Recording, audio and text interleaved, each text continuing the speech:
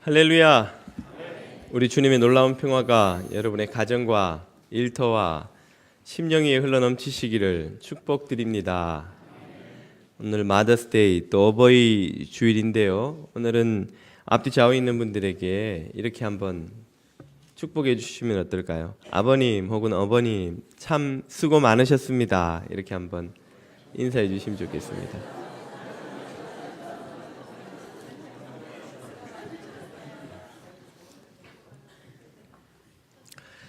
저는 지난 주간에 총회와 IT 의료 선교팀 사역 참석차 도미닉과 IT를 잘 다녀왔습니다.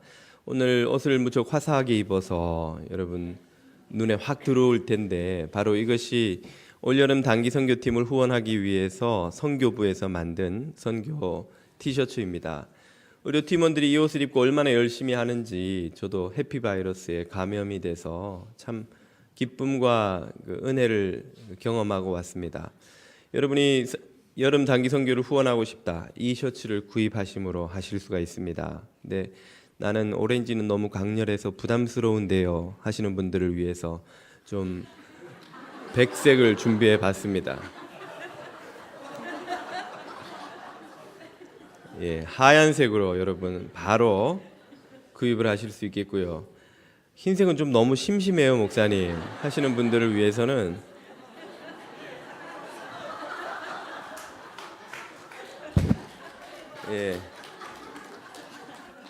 아주 부드러운 블루도 준비해 봤습니다. 저는 블루는 안 입습니다 목사님 하는 분들을 위해서는 살색밖에 안 남았네요. 아무튼 세 가지를 준비했는데 목사가 이렇게까지 했는데 그냥 가시는 분들은 선교부에서 다 찍고 있습니다. 예, 여러분 나가시는 길에 선교부원들로부터 한 장씩 사시면 선교 후원에 아주 크게 힘이 됩니다. 많은 관심 부탁드리고요. 오늘 설교는 중고등부 아이들이 어버이 주일을 맞아서 세상의 어머님들께 드리는 영상을 하나 만들었다고 합니다. 잠깐 보시죠.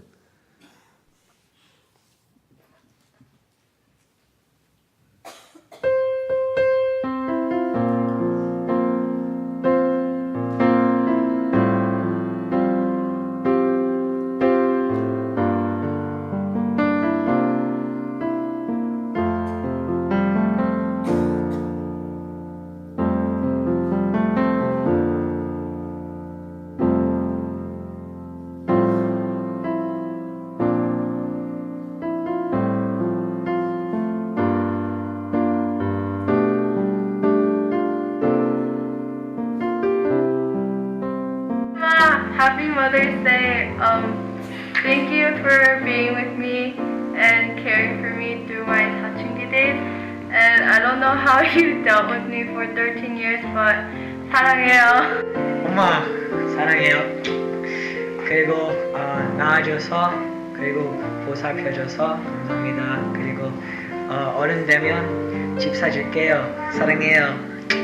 항상 우리 곁에서 은혜를 베풀어 주시고 최선을 다해서 키워주셔서 감사해요. 앞으로도 공부 열심히 하고 엄마 자랑스럽게 하는 딸이 될게요. 사랑해요. 엄마, 매일 힘들게 일해줘서 너무 감사하고요. 제가 엄마 인생을 너무 힘들게 만드는 것 같은데 그래도 꾸준히 사랑해서 너무 감사합니다. 존경하고 사랑합니다. 사랑해요.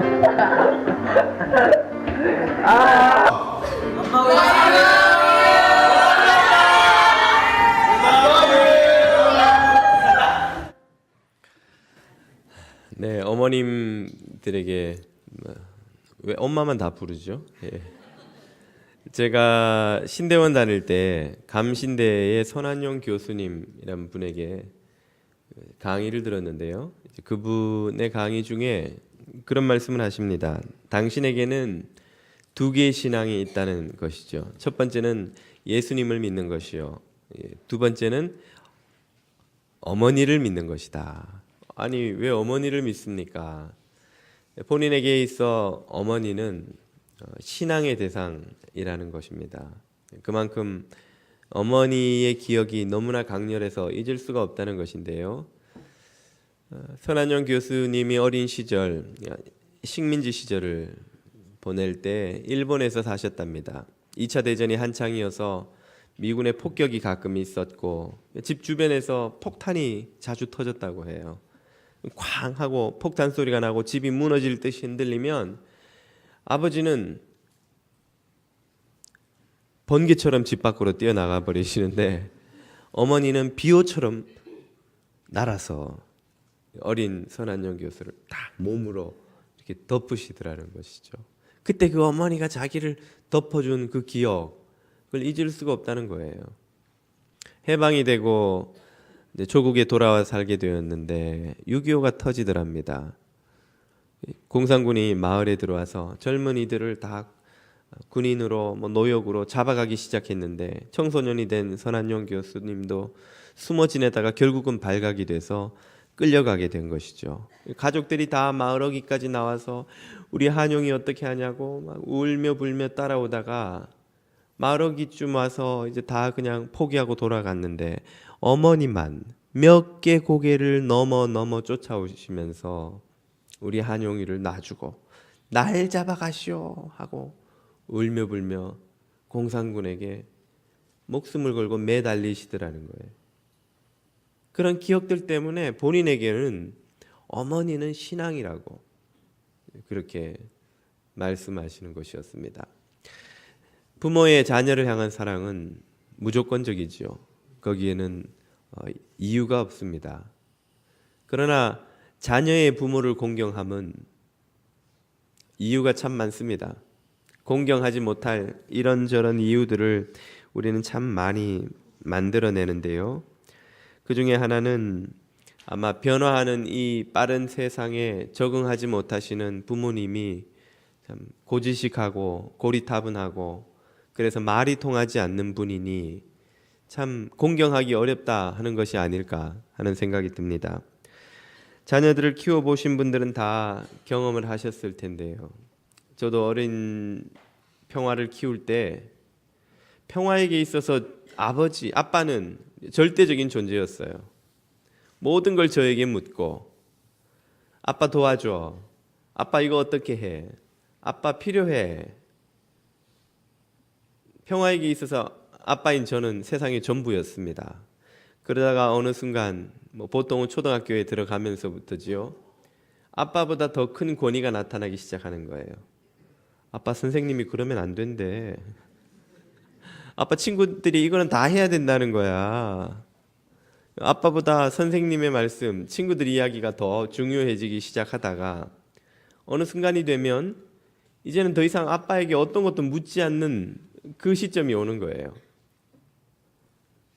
알고 봤더니 아빠가 자기보다 영어도 못하고 미국 생활도 잘 모르고 이제는 힘도 아빠가 나보다 세지 않고 한 번은 평화하고 집에서 씨름을 이렇게 장난으로 했는데 이놈이 얼마나 힘이 세졌는지 제가 어떻게 핸들할 수가 없는 거예요. 마음 한쪽에서는 정말 어느새 그 철부지게 갓난아기가 이렇게 컸나 하는 대견함과 또 마음 한쪽에서는 조금 있으면 얘가 더 이상 나를 전혀 필요로 하지 않겠구나 하는 섭섭함이 함께 마음에 생기더라고요. 그러면서 제 마음에 제가 처음으로 제 아버지에게 장기를 이기던 날, 팔씨름을 이기던 날이 떠오르는 거예요. 아버지의 장기는 정말 너무 오묘해서 도저히 저로서는 이길 수가 없었는데 어느 날부턴가 아버지의 수가 너무나 단순하게 잘 보이는 거예요. 그리고는 이제 져드리는 게 더 어려운 상황이 벌어지는 것이죠. 아버지와 팔씨름을 자주 했는데 그 강하시던 아버지 팔이 어느 날인가 힘도 없이 스르륵 제 손에 넘어가시는 거예요. 그 강하던 아버지의 팔뚝이 그렇게 약해지는 날이 오더라는 것이죠. 약해 보이는 날이. 아마 그때 허허 웃으시던 아버지도 마음 한쪽에서는 제가 대견하셨고 또 마음 한쪽에서는 섭섭하셨을지도 모르겠다 하는 생각도 드는 것입니다. 제가 대학 시절 서울에서 공부를 할 때 어머니가 전화 통화를 하면 당연히 타지에 보내놓은 아들이 어찌 걱정이 안 되시겠어요. 이런 염려, 저런 근심, 이거는 이래라, 저건 저러지 마라, 이거 조심해라, 저거 조심해라, 그런 잔소리를 쭉 늘어놓으시면 제가 이제 말로는 네 하면서도 마음 한구석에서는 아이고, 대학 생활을 안 해보신 어머니가 대학 생활에 대해서 뭐를 아실까 하는 생각이 드는 거예요. 아마 저같이 이런 생각을 하는 사람들 때문에 하나님이 이렇게 말씀하셨는지도 모르겠습니다. 오늘 본문은 이렇게 말하죠. 너 낳은 아비에게 청종하고 내 늙은 어미를 경히 여기지 말지니라. 청종하라, 듣고 순종하고 경히 여기지 마라, 가볍게 여기지, 무시하지 마라, 이 말이죠. 무시하지 마라. 근데 우리는 부모님의 말씀을 당신이 연로하시고 세상 변한 것도 모르시고 세상의 이 빠른 변화들을 도저히 쫓아오지도 못하시고, 그래서 아버지 어머니의 말씀을 귀 기울여 듣지도 않고 때로는 무시하고 그렇게 하곤 하죠. 우리가 참 좋은 시대를 타고 나서 아버지 어머니 세대보다 자녀들이 더 풍요롭게 살고 더 많은 것을 배우면서 더 누리면서 사는 것은 정말 복된 일입니다. 그 반대라고 한번 생각해 보세요. 자녀 세대가 더 가난하게, 더 못 배우게, 더 많은 재난들을 겪으며 살아야 한다면 그 부모님들의 마음이 어떻겠어요? 감사하게도 우리는 자녀들이 점점 풍요롭게 여유롭게 사는 시대를 살아가고 있는 복을 누리고 있죠. 그러나 그렇다 보니 우리가 가지고 있는 건강은 물론이거니와 배움 혹은 경제적인 여유를 부모님 세대에서는 갖지 못한 경우가 많죠. 그리고 이 빨리 변하는 세상을 부모님들은 잘 이해하시지 못하고 그 트렌드를, 그 풍조를 쫓아가시기도 버거워하시고, 그런데 그분들이 어떻게 세상 돌아가는 걸 이제 아시겠으며 그분들 말씀을 어떻게 귀 기울여 듣고 살아갈 수가 있냐는 생각이 들 법도 합니다만, 왜 성경은 우리에게 그런 늙은 아버지 어머니의 말씀을 가볍게 여기지 말고 귀 기울여 듣고 순종하라고 하시는 것일까요? 우리가 제 아무리 박사가 되고 제 아무리 부자가 되고 또 세상에서 높은 지위를 누리게 되었다 할지라도, 그래서 많은 것을 가진 세대가 되었다 할지라도 절대 우리가 갖지 못한 것 한 가지를 우리의 부모님들이 가지고 계시기 때문입니다. 그것은 자녀를 향한 무조건적인 사랑이지요. 이 사랑보다 더 큰 보호하는 세상에 없습니다. 이 세상을 존재케 하는 힘, 바로 사랑의 능력입니다. 하나님은 사랑으로 세상을 창조하셨고 사랑으로 죄인들을 구원하셨고 사랑으로 지금도 병든 세상을 치유하고 회복시키고 계십니다. 부모님들은 사랑으로 자녀를 출산하고 사랑으로 양육하고 또 사랑으로 죽을 때까지 자녀들을 위해 염려하고 기도하는 이 세상의 유일한 분이죠. 여러분, 세상에 많은 관계들이 있습니다만 그 어떤 관계가 부모와 자녀의 관계처럼 끈질기고 강하고 오래 가는 것이 있습니까? 연인들이 뜨겁게 사랑하고 부부의 연을 맺는다 할지라도 사랑할 때 사랑이 있지, 사랑이 식고 등 돌리고 남남되고 나면 언제 그랬냐는 듯이 잊어버리고 심지어는 원수가 되기도 하고, 친구가 좋다고 하지만 그것도 가까이 있을 때 도움이 될 때나 친구지, 도움이 안 되고 오히려 짐이 될 때 혹은 눈에서 멀어지면 마음에서도 멀어지듯이 수많은 친구라는 관계가 지나가고 지나가지만 얼마나 많은 관계가 우리 인생에 남아있냐는 것이죠. 그리고 죽을 때까지 가는 그런 친구 관계가 몇이나 과연 됩니까? 그러나 눈 감는 그 순간까지 우리를 염려하고 우리를 위해 기도하고 우리를 가슴에서 마음에서 영원히 지우지 않는 단 한 분, 그분이 있다면 바로 우리의 부모님이신 것입니다. 부모님만큼 우리를 뜨겁게 조건 없이 사랑하는 존재가 이 세상에 없고, 그래서 우리는 부모님을 통해서 하나님의 사랑을 가장 가깝게 느낄 수가 있습니다. 그래서 성경은 이렇게 우리에게 가르치는지 모르겠습니다. 출애굽기 20장입니다. 내 부모를 공경하라. 그리하면 내 하나님 여호와가 내게 준 땅에서 내 생명이 길리라. 아멘. 우리가 이 세상에서 누리는 많은 복들이 부모를 공경하는 이들에게 주는 하나님의 은혜인 줄 여러분 믿으시기 바랍니다. 반면에 신명기 27장은 이렇게 경고하죠. 그 부모를 경홀히 가볍게 홀대하며 대하는 자는 저주를 받을 것이라 할 것이요 모든 백성은 아멘 할지니라. 부모를 공경하지 않는 것의 대가는 저주, 심판이라는 말입니다. 복과 저주의 갈림길이 바로 부모님을 공경하느냐 그렇지 않느냐 여기에 있다는 것이죠. 그러면 우리는 어떻게 부모님을 공경할 수 있을까요? 부모님의 필요를 채우고 그분의 건강을 돌보는 것 당연한 자녀의 공경하는 방법이겠습니다만 거기서 더 나아가 한 가지 더 필요한 것이 있습니다. 그것을 잠언 23장 25절이 이렇게 말해줍니다. 다 같이 한번 읽어볼까요? 내 부모를 즐겁게 하며 너를 낳은 아우미를 기쁘게 하라. 아멘. 잘 먹고 편안하게 누워 좋은 침대에서 자고 좋은 집에서 살아도 마음이 기쁘지 않으면 거기에 무슨 행복이 있겠습니까? 어버이날에 비싼 식당을 빌려서 맛있는 음식을 대접하고 좋은 여행지에 편안한 즐거운 여행을 보내드린들 마음이 기쁘지 않으면 그 모든 섬김이 무슨 소용이 있겠냐는 것이죠. 그러므로 부모 공경의 절정은 그 마음을 기쁘게 해드리는 것이라고 할 수 있습니다. 저도 옛날에는 이게 무슨 말인지 잘 몰랐는데 아이를 키워보니까 참 부모의 마음이 기쁘다는 게 뭔지 참 느끼게 되더라고요. 저는 집에서는 우리 아이들이 깔깔깔깔대며 뛰어다니는 그 소리 듣는 게 제일 마음이 좋아요.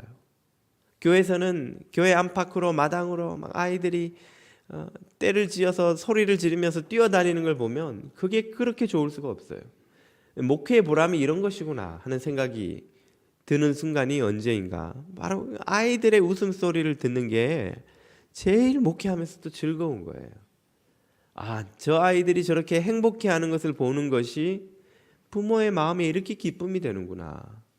그럼 내가 어릴 때 행복해하고 즐거워하면 그걸 보시는 아버지 어머니께서도 그렇게 즐거우시고 기뻐하셨고 행복하셨겠구나 그런 생각이 드는 거예요. 그러면서 지금도 그러면 어떻게 하면 그분들의 마음이 행복하고 즐거운가? 어릴 때 깔깔대면서 뛰어놀기만 하면 즐겁지만 이제 제 나이에 깔깔대고 뛰어다니면 걱정을 하시죠. 걱정을 하시죠. 어떻게 하면 부모님을 기쁘게 해드릴까? 그런 생각을 하다가 한 가지 드는 마음의 참 아픔이 이민자로 살아가는 많은 자녀들의 그 아픔을 요즘은 정말 많이 느낍니다. 부모님께 좀 더 잘해드리고 싶어도 너무 멀리 계시는 거예요. 한국에 두고 또 많은 우리 이민자들이 또 중국에 부모님을 두고 와 있고 잘해드리고 싶어도 곁에 없으니 참 늘 마음이 안타깝고 죄송스러운 것을 금할 길이 없죠. 요즘은 이런저런 사정으로 부모님의 임종을 지키지 못한 교우들의 가정에서 추모 예배를 드릴 일이 참 많습니다. 그럴 때마다 남의 일 같지가 않아요.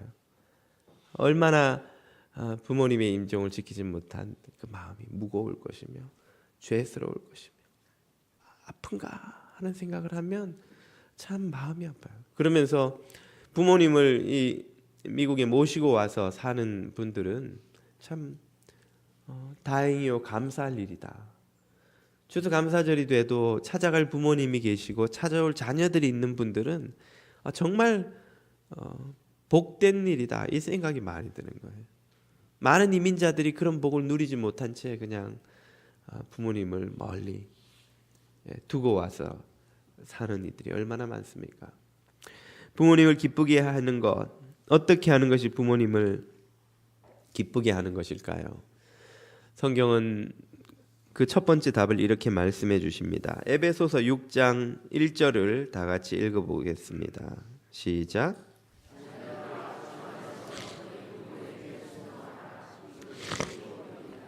네, 부모님을 기쁘게 하는 첫 번째 방법, 순종이죠. 순종. 너무나 잘하는데 또 너무나 잘 안 되는 일이기도 하죠. 부모님들이 자녀들에게 이런저런 명령을 하시든 요구를 하시든 혹은 잔소리를 하시든 그 모든 마음은 자녀를 복되게 하기 위한 것이죠. 그러므로 자녀들이 예 부모님하고 순종할 때 그 마음에 큰 기쁨이 있습니다. 물론 부모님이 하시는 말씀이 다 합당한 것이 아닐 수도 있죠. 이미 부모가 된 우리도 자녀들에게 실수를 많이 하잖아요. 그것처럼 우리 부모님들도 인간이셨기 때문에 우리가 하듯이 그분들도 이런저런 실수를 하시고 잘못 알고 말씀하시는 것도 있고 또 마음의 본심과는 다르게 자녀에게 정말 유익이 되지 않는 길을 제시하실 수도 있어요. 그러면 어떻게 해야 합니까? 그럴 때는 어쩔 수 없이 순종할 수 없는 그런 상황이 오게 됩니다만은 그럼에도 불구하고 이 말씀이 우리에게 강조하는 것은 그런 상황에조차 부모님의 마음을 불편케 해드리지 않도록 자녀들이 노력하는 것이 마땅하다 하는 것입니다. 제가 학부에서 신문방송학을 공부하고 언론사에 취업하는 대신에 대학원으로 신학을 공부하겠다고 신대원을 가겠다고 하니까 저희 아버지께서 적잖이 실망을 하시는 거예요. 아무 말씀도 않고 가만히 계시다가 마침내 탁 내뱉은 첫 마디가 신학교 가도 교수는 할 수 있지 않냐. 예, 그 말씀은 아나운서가 안 될 거라면 그래도 목사보다는 교수하는 게 낫지 않겠냐. 그래서 교수라도 해라. 이제 이런 말씀이신데 거기다 대고 제가 아버지 저는 목사하려고 신학교에 가는 것이지 교수하려고 가는 것이 아닙니다. 라고 말씀드릴 수도 있었겠습니다만은 사실 그게 제 본심이었습니다만은 아버지께는 예 그럼요 얼마든지 신학대 교수가 될 수 있죠 라고 말씀을 드렸습니다. 첫째는 아버지의 마음을 그렇게까지 신락 같은 희망을 붙들고자 하시는 분의 마음에 참 면전에서 거절하여서 아픔을 드리는 것도 죄송스러웠지만 또 사람 일을 누가 알겠어요. 살다 보면 제가 목사가 아니라 교수가 되었을 수도 있는 것 아니겠습니까? 그래서 제가 생각하기를 은퇴 전에 아무 신학교에나 가서 한 학기만 내가 공짜로 가르치겠다고 좀 사정을 해볼까 하는 생각도 듭니다. 그러면은 교수 생활도 한게 되잖아요. 예. 아니 목사님 그랬다가 나중에 면전에서 해놓고 나중에 불순종한 게 드러나면 부모님이 더 노여워하시지 않겠습니까? 네, 그럴 수도 있겠죠. 예. 그래서 모든 상황에 다 통하는 어떤 답을 제가 드릴 재주가 없습니다. 그러나 제가 드리고 싶은 이 말씀은 우리가 당연히 순종할 것은 해야 할 것이고 혹 순종하지 못할 상황이 오더라도 부모님의 마음을 불편케 해드리지 않으려는 그 자녀된 자의 마음가짐이 중요하다는 것입니다. 예. 순종하는 것이 부모님을 기쁘게 하는 첫 번째 길이라면 두 번째 길은 무엇일까요? 그것은 자녀들이 지혜롭게 사는 것입니다. 다른 말로 하면 지혜롭게 잘 사는 거예요. 예. 잠언 17장 25절은 이렇게 말씀하십니다. 미련한 아들은 그 아비의 근심이 되고 그 어미의 고통이 되느니라. 예.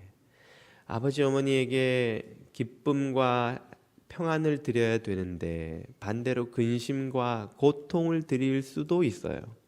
어떻게 하면요? 미련한 아들이 되며 미련한 선택을 하고 그 결과 불행한 일들을 겪으면 그걸 보는 아버지 어머니의 마음이 근심이 되고 고통이 되는 거예요. 예. 뭐 아무리 좋은 걸 드시고 아무리 좋은 집에서 사시고 하셔도 아무 소용이 없는 것이죠. 예. 예. 괜찮습니다. 도와주세요 옆에서. 예. 네. 예. 어디까지 갔나요 우리가? 제가 좀 미련해서 미련한 아들은 예. 미련한 선택을 우리가 합니다. 그리고 미련한 선택의 결과로 불행한 일들을 겪습니다. 그것은 우리의 불행이요 고통일 뿐 아니라 부모님에게도 말할 수 없는 근심과 고통을 주는 것이죠. 그러므로 부모님의 마음을 기쁘게 해드리는 길은 미련하지 않은 삶, 다시 말해 지혜로운 선택을 하고 그 결과로 복된 삶을 사는 것입니다. 지혜롭게 사는 것이죠. 어떻게 사는 것이 지혜롭게 사는 것입니까? 이사야 54장이 이렇게 말해줍니다. 내 모든 자녀는 여호와의 교훈을 받을 것이니 내 자녀에게는 큰 평안이 있을 것이며, 여기에 지혜롭게 사는 자녀들의 삶이 어떤 것인지 나옵니다. 바로 여호와의 교훈을 받는 거예요. 하나님의 말씀을 듣는 거예요. 하나님의 말씀을 잘 들으면 그 삶은 평안한 삶이 되고, 그 평안한 삶은 본인에게 복일 뿐 아니라 부모님에게도 행복이 되는 거예요. 부모님이 기뻐하시는 거예요.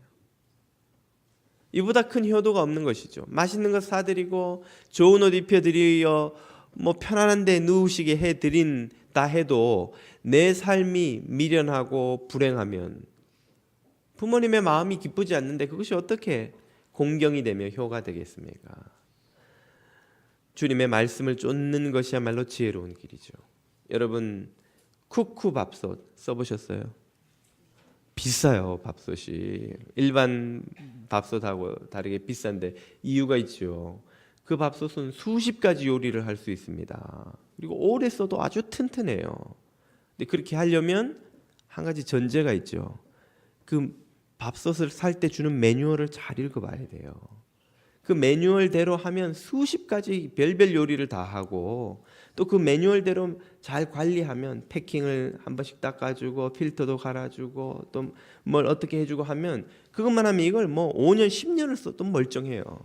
그런데 수많은 주부들이 어떻게 합니까? 그 비싼 돈을 주고 그 좋은 밥솥을 사다가 매뉴얼은 어디에 던져놓고는 취사보온끝, 취사보온금, 취사보온금 3개만 죽으라고 눌러요. 그 좋은 밥솥을 갖다 놓고 취사보온금, 취사보온금, 그러다 몇 년 쓰지도 않아 가지고 이게 뭔가 이상해 가지고 하면 수리센터 들고 가면, 아이고 이거 패킹만 제때 갈아줬으면 멀쩡한 새 건데 이걸 안 갈아줘서 눌러붙어서 지금 이거 갈아도 이게 제대로 워킹할지 모르겠네요. 그 좋은 거를 고물 덩어리를 만들어 버리는 거예요. 왜? 매뉴얼을 안 읽고 취사보온금, 취사보온금, 취사보온금 그것만 누른다란 말이죠. 아니, 목사님이 밥통이 돼서 그렇게 잘하세요. 이유가 있답니다. 한번 또 생각을 해보십시오. 우주왕복선은 저 달나라까지 다녀오도록 만든 정말 최신 놀라운 기능을 가진 수천억짜리 비행기가 아닙니까? 그런 비행기를 만들어 놓고 거기다 짐을 싣고 공항 이쪽에서 저쪽 끝까지 옮기는 짐차로 쓴다면 이 얼마나 미련하고 어리석은 우주왕복선의 사용 방법이 아니고 무엇입니까? 우리 인생이 이와 똑같은 거예요. 우리 인생은 하나님께서 놀라운 일을 할 수 있도록, 위대한 사명을 감당할 수 있도록 엄청난 계획을 세우신, 쿠쿠밥솥하고는 비교할 수 없이 복잡하고 다양하고 많은 펑션을 가진 그런 인생으로 하나님은 우리를 만드시고 디자인하시고 축복하셨음에도 불구하고 주님이 주신 그 매뉴얼을 읽지 않고 돈 벌고 먹고 자고 돈 벌고 먹고 자고 돈 벌고 먹고 자고 우린 그것만 죽으라고 누르는 거예요. 이걸로. 왜? 옆에 보니까 다 그렇게 살거든요. 돈 벌고 먹고 자고 돈 벌고 먹고 자고 돈 벌고 먹고 자고. 그 3개 버튼만 죽어라고 누르다가 인생이 얼마 가지도 않아서 몸도 망가져, 마음도 망가져, 어디로 가는지도 몰라 방황하는 인생. 그러니까 인생은 나그네 길 어디서 왔다가 어디로 가는가. 바람이 멈춰야 되는데 제가 막 이 노래에 취하니까 멈출 수가 없네요. 인생이 어디로 왔다 어디서 왔다가 어디로 가는지도 모른 채 그냥 사는 거예요. 돈 벌고 먹고 자고 돈 벌고 먹고 자고 돈 벌고 먹고 자고. 하나님으로부터 와서 위대한 사명을 감당할 수 있는 우주 왕복선 같은 능력을 가진 인생을 그냥 짐차로 쓰는 것이죠. 수많은 기능을 가진 그 쿠쿠밥솥 같은 인생을 그냥 밥 취사보온금 3가지만 죽으라고 누르다가 고장나면 버리는 거예요. 끝나는 거예요. 미련한 인생이 아닐 수 없는 것이죠. 참 지혜로운 인생, 복된 인생은 어떤 것입니까? 인생의 매뉴얼을 잘 읽는 거예요. 인생의 매뉴얼대로 시키는 대로 잘하는 거예요. 거기 벌써 매뉴얼을 읽다가 1번, 2번, 3번, 4번만 넘어가면 이제 막 머리가 복잡해지면서 아이고 몰라 그냥 취사보온금 조금만 더 인내를 갖고 따라가면은 한 6번까지만 하면은 이게 막 펑션이 막 늘어나는데 말이죠. 성경을 읽다가 아이고 이건 내가 이렇게 살겠나, 평생 이렇게 살아왔는데 이렇게 살다 죽을래. 또 취사보온금으로 돌아가는 거예요. 취사보온금. 잠언 9장 8절은 뭐라고 말씀하십니까? 거만한 자를 책망하지 말라. 그가 너를 미워할까 두려우니라. 지혜 있는 자를 책망하지 말라. 그가 너를 사랑하리라. 하나님의 말씀이 우리의 인생을 더 놀라운 사명을 감당하는 더 놀라운 기능을 가진 그런 위대한 인생으로 사용하시겠다고 할 때에 아이고 막 그런 말씀 복잡하고 싫고 듣고 부담스럽고 놔두세요. 그냥 저는 인생은 돈 벌고 먹고 자고 이것만 누르다가 갈랍니다 하는 인생으로 끝나는 인생이야말로 미련한 인생이죠. 부모님의 근심이요 고통이 되는 것입니다. 부모님의 기쁨이요 자랑이요 보람이 되는 인생은 지혜로운 인생. 하나님의 말씀을 듣고 인생의 매뉴얼을 읽고 그 매뉴얼대로 위대한 사명을 감당하는 인생이죠. 그런 인생은 참 부모님을 기쁘게 하는 인생인 줄로 믿습니다. 우리가 부모님께 순종하고 하나님의 말씀을 쫓아 삶으로 부모님을 진정으로 기쁘시게 해드리는 이 어버이 주일이 다 되시기를 축복드립니다. 기도드리겠습니다.